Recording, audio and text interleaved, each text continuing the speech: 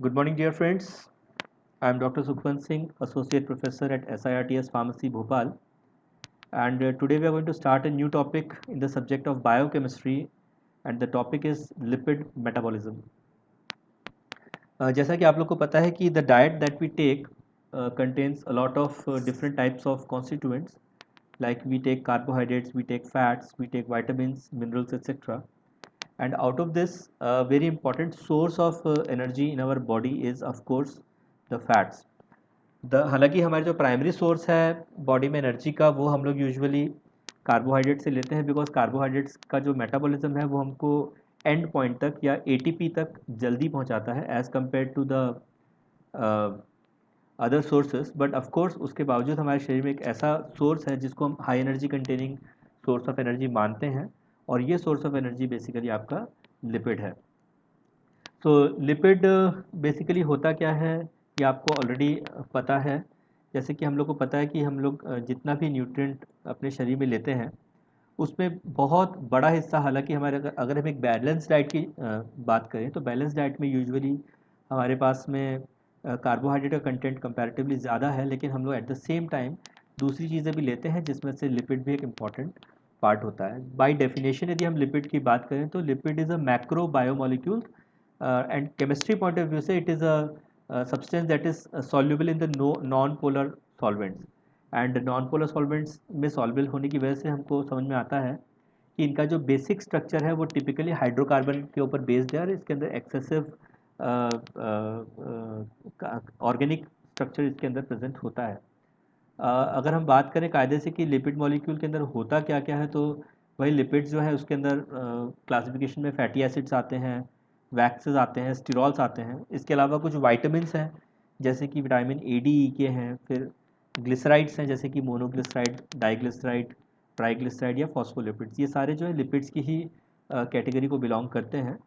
और if you wish to define that what a lipid is, so it is usually defined as a hydrophobic or amphiphilic small molecule. The amphiphilic nature of some lipids allow them to form structures such as vesicles, multilamellar and unilamellar liposomes and other structures. ठीक है ना। तो usually ऐसा होता है कि हम lipids के साथ में उसका सिनोनिम फैट को इस्तेमाल करते हैं, जबकि फैट जो है वो लिपिड का ही एक सब ग्रुप है। जो लिपिड का एक सब ग्रुप है ट्राइग्लिसराइड स्पेसिफिकली, और ये ट्राइग्लिसराइड ही यूजुअली जो है आपका लिपिड का फैट का पार्ट होता है। तो अगर हम बात करें एज सच कि लिपिड है क्या, तो लिपिड के अंदर तो भाई बहुत सारी चीज़ें हैं, ग्लिसराइड है, ट्राइग्लिसराइड है ना। तो सिर्फ फैट लिपिड है ऐसा कहना जो है वो सही नहीं होता है। बट हाँ, ऑफ कोर्स कॉमन टर्मिनोलॉजीज में या कॉमन लिंगो में यूजुअली हम लोग फैट्स को ही लिपिड्स कहते हैं, जबकि फैट्स एक सब टाइप ऑफ लिपिड है ट्राइग्लिसराइड का। ठीक है। तो अगर हम डेरिवेटिव्स की बात करें कि फैटी एसिड्स और उसके डेरिवेटिव्स क्या हैं, तो उसके अंदर हमारे पास मोनो, डाई, ट्राइग्लिसराइड, फॉस्फोलिपिड्स, ये सब भी लिपिड्स का ही पार्ट में आते हैं। और अगर हम इसकी कैटेगरी को डिफाइन करने चलें कि इसकी कितनी लंबी कैटेगरी है लिपिड्स की हमारी बॉडी में, तो उसमें आते हैं फैटी एसिड्स, ग्लिसरोलिपिड्स, ग्लिसरोफॉस्फोलिपिड्स, स्फिंगोलिपिड्स, स्टिरॉल्स जिसका एग्जांपल कोलेस्ट्रॉल है, वो भी एक स्टिरॉल है, प्रेनोलॉल्स हैं, सैक्रोलिपिड्स हैं एंड पॉलीकीटाइड्स हैं। और यदि हम बात करें कि लिपिड्स हमारे शरीर में करते क्या क्या हैं, बिकॉज बेसिकली मेरे सब्जेक्ट में लिपिड का मेटाबॉलिज्म है, लेकिन मुझे आप लोग को थोड़ा इंट्रोड्यूस करना था कि लिपिड क्या होता है, इसलिए मैं थोड़ा सा इनिशियल में आपको इंट्रोडक्शन दे रहा हूँ कि अगर हम लिपिड्स की बात करें कि इसके फंक्शंस क्या हैं बायोलॉजिकली, तो हमारे आपको पता है कि हमारे जो सेलुलर मेम्ब्रेन है वो तक लिपिड से बनी हुई है ना। तो फॉस्फोलिपिड्स, यदि आपको ध्यान हो, बाईलेयर फॉस्फोलिपिड्स की जो लेयर होती है उससे बेसिकली आपके लिपिड्स वहाँ पे मेम्ब्रेन उससे बनता है बेसिकली। तो अगर हम इसकी बात करें तो ये हमारे मेम्ब्रेन्स को बनाता है, यानी बेसिकली जो हमारा सेलुलर स्ट्रक्चर है उसमें भी लिपिड्स का बहुत इंपॉर्टेंट रोल है, जिसके बिना हमारा सेलुलर स्ट्रक्चर कभी कंप्लीट नहीं हो सकता। इसके अलावा जो लिपिड्स हैं वो एनर्जी स्टोरेज में काम करते हैं, जैसे कि आप लोग ने पिछली क्लासेस में पढ़ा था कि जो भी ग्लूकोज हमारा मेटाबॉलिज्म या कैटाबॉलिज्म के दौरान इस्तेमाल नहीं होता है या एनर्जी कन्वर्शन में इस्तेमाल नहीं होता है, या जो एक्सेस ग्लूकोज है वो हमारे शरीर में मसल्स के अंदर डिपॉजिट होता है, और वो भी एक तरीके से हमारा लिपिड्स के रूप में कन्वर्ट होकर के स्टोर हो जाता है। सो एनर्जी स्टोरेज भी लिपिड्स का एक बहुत इंपॉर्टेंट बायोलॉजिकल फंक्शन है। इसके अलावा सिग्नलिंग, जो सेल सिग्नलिंग है, उसमें भी लिपिड्स का काम बहुत ज़्यादा पड़ता है। और हमारे शरीर में कई सारी ऐसी चीज़ें हैं जिनको बनाने के लिए हमको as a raw material lipid की ज़रूरत है। फॉर एग्जांपल मैंने अभी आपको बोला स्टिरॉल्स की ज़रूरत है, तो जो स्टिरॉल्स है ये भी लिपिड्स के ही टाइप है। और हमारी बॉडी में कई सारी ऐसी चीज़ें हैं जो इन स्टिरॉल्स की सहायता से आगे चल के बनती हैं। So this is about the introduction of lipids की लिपिड्स क्या होता है, कैसे हमारे शरीर में काम करता है, और कहाँ कहाँ हमारे शरीर में इसकी ज़रूरत पड़ने वाली है, ये भी हम लोगों ने लिपिड्स में पढ़ा है। इसके अलावा अब जो हमारा अब का जो टॉपिक है वो बेसिकली आपका लिपिड्स के मेटाबॉलिज्म का है, जिसको मैं अब इस आने वाले पॉइंट्स में, आने वाली पावर पॉइंट्स में मैं कवर करूँगा। So, if we talk about the lipid metabolism, as such, lipid metabolism is the synthesis and degradation of lipids in cells involving breakdown or storage of fats for energy, and the synthesis of structural and functional lipids, such as those involved in the construction of cell membranes.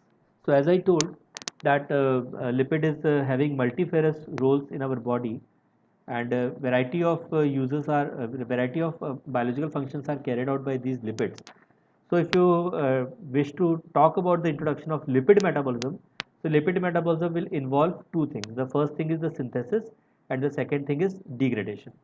So synthesis and degradation of lipids in cells involving breakdown or storage of fats for energy and synthesis of structural and functional lipids. जैसा कि मैंने आपको बताया कि ये जो fats है, इसी से कई सारी चीज़ों का आगे चल के सिंथेसिस होता है, जो कि हमारे सेलर का स्ट्रक्चर होता है। फॉर एग्जांपल वो सेल मेम्ब्रेन हो सकती है, या कुछ और भी चीज़ें हैं जो कि इन्हीं चीज़ों से आगे चल के बननी है। So all these processes are involve as steps of lipid metabolism. So anything that is related to synthesis and anything that is related to degradation of lipids will be included in the brackets of lipid metabolism. So this is what I have to talk about the introduction. Now in animals, these fats are obtained from foods or are synthesized by the liver.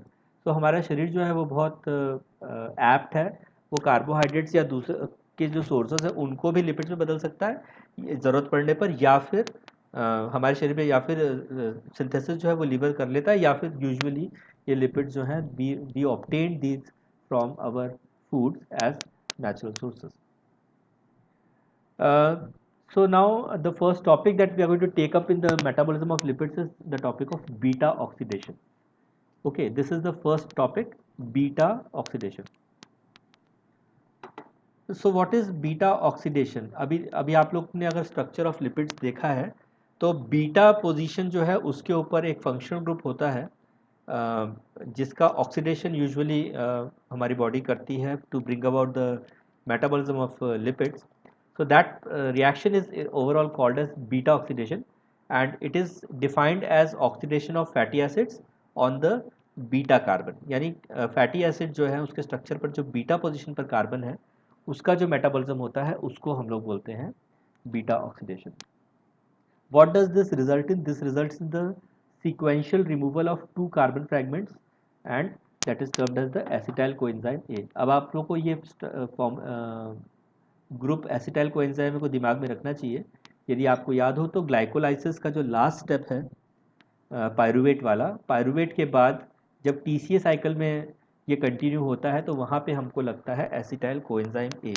तो हमको यहाँ दिख रहा है कि यदि beta oxidation successful हो किसी लिपिड का तो हम लोग को एक कार्बन फ्रेगमेंट मिलता है एसिटाइल कोएंजाइम ए, और ये एसिटाइल कोएंजाइम ए टीसीए साइकिल में चला जाता है. और कल की क्लास जो ईटीसी की मैंने करवाई थी, इलेक्ट्रॉन ट्रांसपोर्ट चेन की, उसमें हमने देखा था कि किस प्रकार टीसीए साइकिल फर्दर हमको एनएडीएच और एफएडी की सहायता से एनर्जी रिलीज करने में मदद करता है. So we can see that the beta oxidation is also a step by which we can get acetyl coenzyme A, and by that virtue we can also get energy in the form of ATPs and ETCs.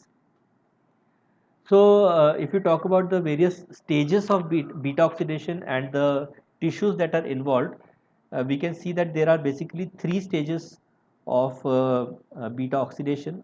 These three stages are, the first one is activation of fatty acid, This happens in the cytosol or the cytoplasm of a cell. Then the second step is transport of fatty acids into the mitochondria. If you remember what is mitochondria, so mitochondria is the powerhouse where the beta oxidation will occur, that is beta oxidation proper, and this beta oxidation occurs in the mitochondrial matrix of the individual cell. यानी कि हर cell का खुद का cytoplasm या protoplasm है जिसको हम cytosol बोलते हैं. The liquid or the solution of the cytoplasm is called as cytoplasm. So in cytoplasm के अंदर फैटी एसिड्स का एक्टिवेशन होता है फर्स्ट स्टेप में.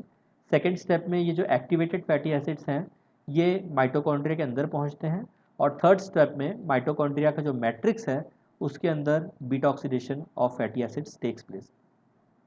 And we know what all happens in the mitochondrial matrix. We all know that the TCA cycle and the ETC cycle takes place in the mitochondrial matrix.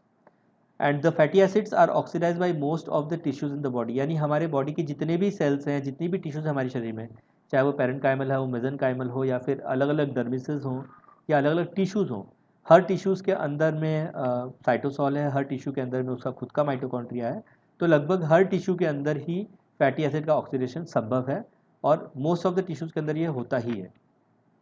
Brain, erythrocytes and adrenal medulla can not utilise fatty acids for energy requirement. तो आपका जो brain है, erythrocytes हैं और जो adrenal medulla है, केवल इन्हीं तीनों के अंदर में फैट्स का डायरेक्ट यूटिलाइजेशन एनर्जी रिक्वायरमेंट के लिए नहीं हो पाता है.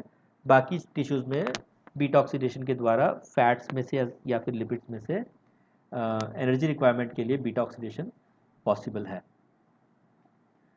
So the first step that we were talking is fatty acid activation. Beta oxidation का जो फर्स्ट स्टेप है वो फैटी एसिड का एक्टिवेशन है.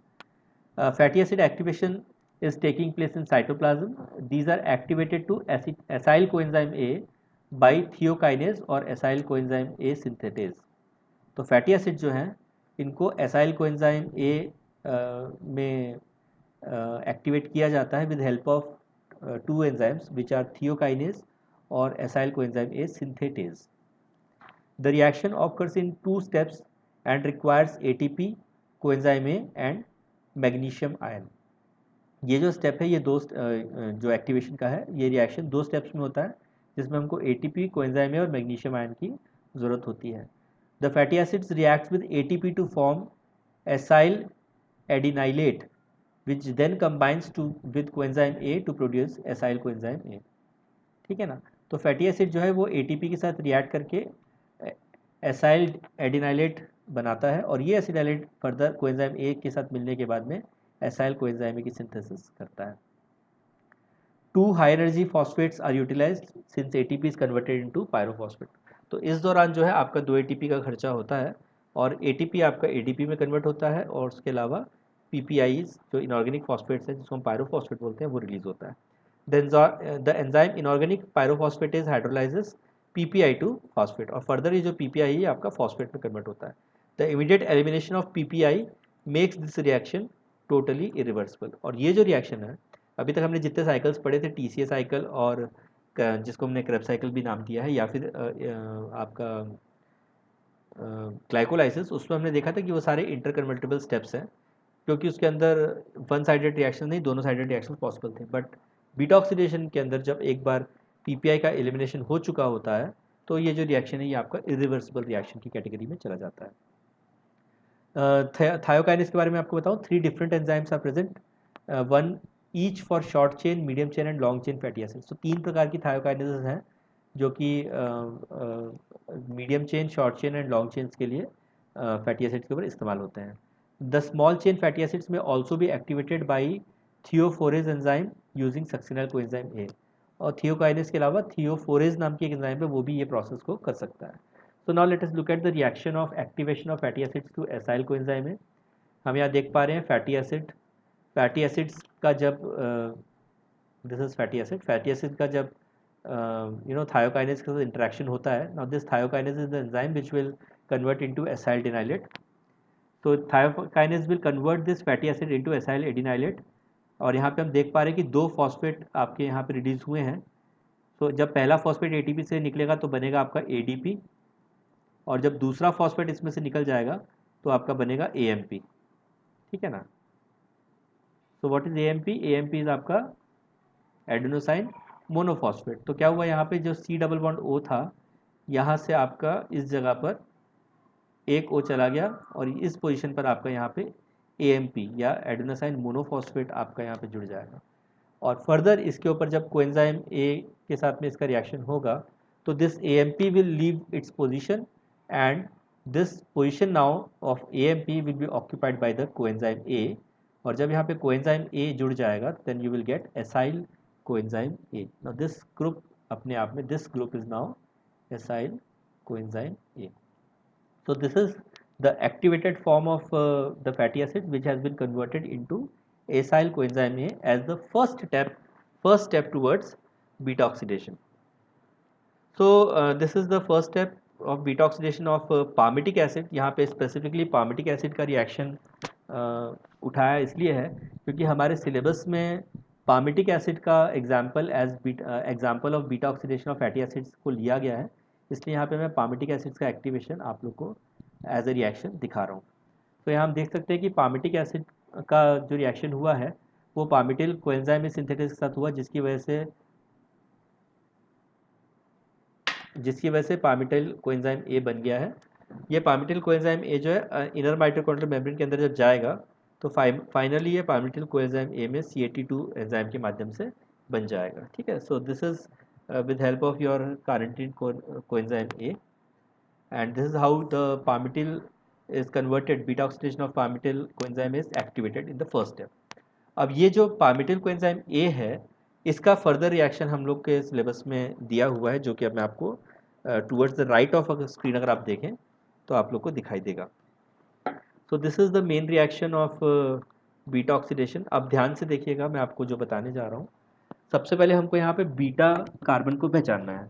बीटा कार्बन किसको हम बोलेंगे, देखिए ध्यान से, फंक्शनल, प्लीज़ थोड़ा सा ध्यान से देखेंगे। ये देखिए ये कार्बोनिल ग्रुप है, इसको हम अगर फंक्शनल ग्रुप माने, ठीक है, इसको यदि हम फंक्शनल ग्रुप माने तो ये आपका अल्फा कार्बन ये वाला बन जाता है, बीटा कार्बन आपका ये वाला बन जाता है। ठीक है ना, तो बीटा कार्बन के ऊपर जो ऑक्सीडेशन होगा तो ये जो रिएक्शन है आपका बीटा कार्बोक्सिलेशन या बीटा ऑक्सीडेशन रिएक्शन कहलाएगा। ठीक है, तो अब आप देखिएगा ध्यान से कि ये जो वाला बॉन्ड है यहाँ पे, इस बॉन्ड के ऊपर ही आगे चल के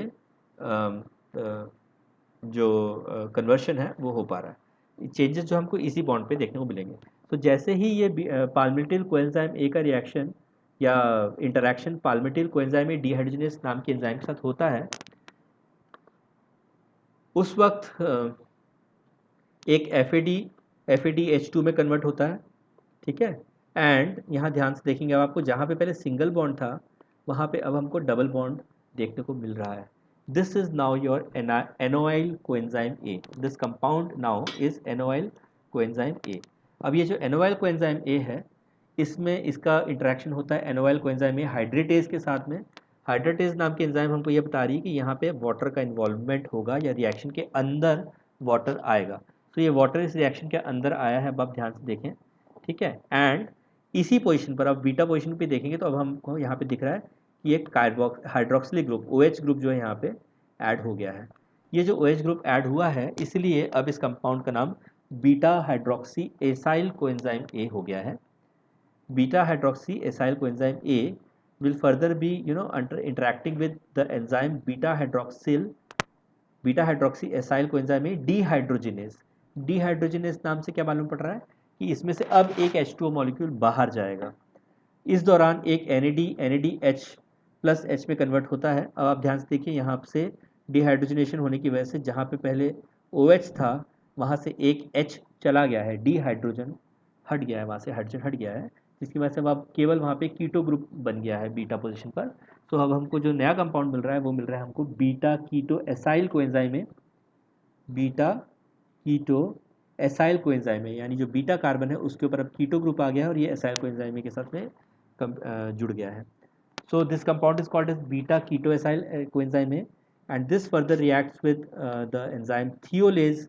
थियोलेज के साथ जब इसका इंट्रैक्शन होगा जिस दौरान COSH का इन्वॉल्वमेंट होगा कोएंजाइम का, तो आपको मिलेगा lastly myristoyl coenzyme A and acetyl coenzyme A. ये वो एसिटाइल कोएंजाइम ए है जिसके बारे में हम शुरू से बातें कर रहे हैं। So and product of your beta activation, sorry your beta oxidation will when you do start with palmitic acid, तो हमको palmitic acid से start करने के बाद जो end product मिलेगा वो मिलेगा myristoyl coenzyme A and acetyl coenzyme A। अब ये चाहे आपका palmitic acid हो चाहे कोई सा और भी fatty acid क्यों ना हो, उस fatty acid का जब ultimate oxidation होगा तो end product में आपको उसका संबंधित वाला जो फैटी एसिड कोएंजाइम है एक वो मिलेगा, और साथ में आपको एक एसिटाइल कोएंजाइम है इसेंशियली हर फैटी एसिड से मिलने वाला है। फॉर एग्जांपल ये मिरिस्टाइल कोएंजाइम ए, यदि मिरिस्टाइल कोएंजाइम ए से मिरिस्टिक एसिड बन जाए, जो कि पाल्मिटिक एसिड के अंदर से 2 कार्बन की कमी है ना, तो पाल्मिटिक एसिड से आपको मिरिस्टॉल एसिड मिला। अगर आप मिरिस्टॉलिक एसिड या मिरिस्टिक एसिड से ये रिएक्शन स्टार्ट करेंगे तो दोबारा से वो ये पाल्मिटिक एसिड की जगह पे आप मिरिस्टिक एसिड लिख सकते हैं, और मिरिस्टिक एसिड का एक्टिवेशन होगा इन्हीं सारी प्रोसेस के द्वारा, और दोबारा से यहाँ पे फिर जहाँ पाल्मिटिल कोएंजाइम है यहाँ पे मिरिस्टाइल कोएंजाइम से रिएक्शन स्टार्ट होगा, और एंड हमको फिर फर्दर में यहाँ पे मिरिस्टाइल कोएंजाइम की जगह कुछ और मिल जाएगा। इस तरीके से ये जो बीटा ऑक्सीडेशन का साइकिल है ये कंटिन्यूसली चलता रहेगा, और आपका जो फैटी एसिड है वो बड़े मॉलिक्यूल से छोटे मॉलिक्यूल में कन्वर्ट होता चले जाएगा, और साथ ही साथ आपको एसिटाइल कोएंजाइम में एंड प्रोडक्ट में मिलता जाएगा। और ये जो एसिटाइल कोएंजाइम है इसका फर्दर हमको ऑलरेडी पता है कि इसका फेट जो है वो टीसीए साइकिल में जाने का है, और फिर टीसीए साइकिल से ये फर्दर हमको एनर्जी जो है ये रिलीज करता जाएगा। सो this is all about the beta oxidation of fatty acids. अब मैं जो बीच की स्टेप्स जो है वो मैं आपको एक एक करके फटाफट बता देता हूँ। जैसे कि the second step was transport of acyl coenzyme into mitochondria. The inner mitochondrial membrane is impermeable to fatty acids, और चूंकि इनर मेम्ब्रेन इम्परमिएबल है that is why a specialised carnitine carrier system which is termed as the carnitine shuttle, it operates to transport the activated fatty acids from cytosol into mitochondria। ये जो activated mitochondria जो activated fatty acids है ये mitochondrial matrix में नहीं जा सकते, इसके लिए एक स्पेशल शटल बना के रखी है हमारी बॉडी ने जिसका नाम कार्निटीन कैरियर सिस्टम है या कार्निटीन शटल है। तो ये इसका काम ही है एक्टिवेटेड फैटी एसिड्स को साइटोसॉल से उठाना और माइटोकॉन्ड्रिया के अंदर छोड़ना। कार्निटीन का जो केमिकल स्ट्रक्चर है वो basically it is a beta hydroxy gamma trimethyl aminobutyrate, and this is synthesised by lysine and methionine in the liver and kidney. तो ये कार्निटीन हमारी बॉडी के अंदर ही बनता है, और इसका केमिकल स्ट्रक्चर जो है वो basically beta hydroxy gamma trimethyl aminobutyrate है। ये 4 स्टेजेस में होता है इसका ट्रांसपोर्ट जो है। First step is acyl group of acyl coenzyme is transfer to carnitine and which is catalysed by carnitine acyl transfer is 1 CAT 1, जो कि पिछले रिएक्शन में अभी आपको दिख रहा होगा। CAT 1 is present on the outer surface of inner mitochondrial membrane, यानी जो इनर माइटोकॉन्ड्रियल मेम्ब्रेन के बाहर की तरफ आपका कैट 1 एंजाइम प्रेजेंट है, और ये एसाइल ग्रुप जो है उसके एसाइल ग्रुप जो है उसके अंदर ट्रांसफर होता है। The acyl carnitine is transported across the membrane into mitochondrial matrix by the specific carrier protein translocase. ये जो ट्रांसलोकेज है वो इस अटैच्ड एसाइल कोएंजाइम में और कार्निटीन के कॉम्प्लेक्स को माइटोकॉन्ड्रियल मैट्रिक्स के अंदर लेकर के आता है। कौन? ये ट्रांसलोकेज नाम का प्रोटीन। फिर जो कार्निटीन एसाइल ट्रांसफरेज 2 नाम की एंजाइम है जो कि इनर सरफेस में है, वो इस एसाइल कार्निटीन के कॉम्प्लेक्स को एसाइल कोएंजाइम ए में वापस कन्वर्ट कर देता है और कार्निटीन को वापस से रिलीज कर देता है। तो ये जो कार्निटीन रिलीज हुआ है, this release carnitine goes back into cytosol for reuse by the enzyme translocase. तो इस तरीके से ये कार्निटीन का साइकिल चलता रहता है। ये कार्निटीन ट्रांसपोर्ट सिस्टम है जिसको अभी आप लोग देख पा रहे हैं किस प्रकार कार्निटीन इनर माइटोकॉन्ड्रियल मेम्ब्रेन को साइटोसॉल और माइटोकॉन्ड्रियल मैट्रिक्स के अंदर शटल की तरह काम करता है, यानी इधर से एसाइल ग्रुप उठाया और उधर जाकर के छोड़ दिया और वापस आकर के दोबारा से एसाइल ग्रुप को उठा लिया। तो हम यहाँ देख रहे हैं फर्स्ट स्टेप में कि जो कार्निटीन है ये कार्निटीन जो है ये एसाइल कोएंजाइम के साथ रिएक्ट होता है with help of CAT enzyme 1, और ये जो एसाइल कार्निटीन में कन्वर्ट हो जाता है। ये एसाइल कार्निटीन जो है इस कैरियर प्रोटीन के माध्यम से साइटोसॉल से मैट्रिक्स में आ जाता है। तो और ये जो एसाइल कार्निटीन है दोबारा से कैट 2 एंजाइम के साथ में और COS के साथ रिएक्ट होकर के कार्निटीन में कन्वर्ट होता है, और आपका एसाइल कोएंजाइम है जो आपका स्टार्टिंग पार्सल था, या आपका स्टार्टिंग पार्सल यथावत वापस आपको मैट्रिक्स के अंदर पहुंचा दिया गया। So this is carnitine transport system. अब है बीटा ऑक्सीडेशन प्रॉपर। ये बीटा ऑक्सीडेशन प्रॉपर मैं नेक्स्ट क्लास में कंटिन्यू डेफिनेटली करूंगा because I can see that only 3 minutes are left for this particular class, and I will be taking up this beta oxidation proper which is the final step of beta oxidation, whose reactions we have already covered in my previous slide. We are going to do that.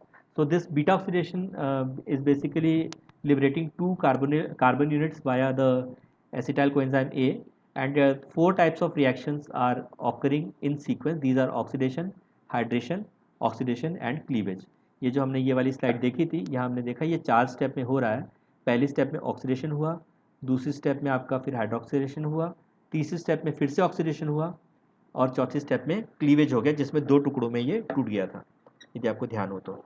So first step आपका oxidation है. Second step में आपका H2O घुस रहा है, इसलिए इसका इस स्टेप का नाम हाइड्रेशन है. सेकेंड स्टेप में फिर से ये हाइड्रोजन हट के ऑक्सीडेशन हो रहा है. और थर्ड स्टेप जो आखिरी आपकी स्टेप है, इस स्टेप में हमको 2 टुकड़े हो रहे हैं, इसलिए इसका नाम हमने क्लीवेज रखा हुआ है. So this is about the beta oxidation. Tomorrow we are going to start with the beta oxidation proper, and I hope that you will get back to your books and study about these, so that we may be prepared for the next chapter. So thank you very much for joining me in this class, and I'll stop sharing now, and you can ask your questions as you like after this class. Thank you very much for joining. Thank you.